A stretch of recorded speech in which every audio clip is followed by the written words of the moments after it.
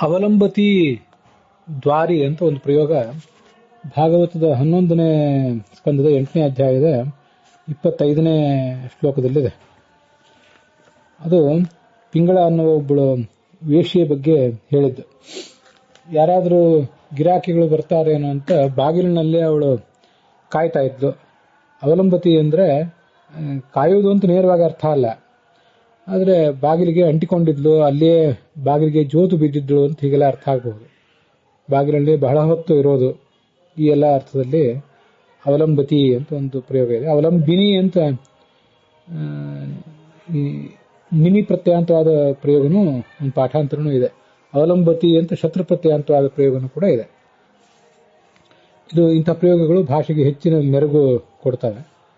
ಗೃಹೇಯವ ಅವಲಂಬತೆ, ಮನೆಗೆ ಅಂಟಿಕೊಂಡಿದ್ದಾನೆ ಅಂತ ಹೀಗೆಲ್ಲ ಬೇರೆ ಬೇರೆ ಥರದ ಪ್ರಯೋಗಗಳು. ಗೃಹೇ ಅಂತಲೂ ಹೇಳುವುದ್ರ ಜೊತೆಗೆ ಗೃಹಂ ಅವಲಂಬತಿ ಅಂತ ಹೀಗೆ ದ್ವಿತೀಯಾವಿಭಕ್ತ್ಯಂತವಾಗಿಯೂ ಕೂಡ ಹೇಳಬಹುದು ಅಂತ ಕಾಣಿಸ್ತದೆ ನನಗೆ. ನೋಡಬೇಕು, ಮತ್ತಷ್ಟು ಅದ್ರ ಬಗ್ಗೆ ಪ್ರಯೋಗಗಳನ್ನು ಬೇರೆ ಬೇರೆ ಕಡೆ ಗಮನಿಸಬೇಕು.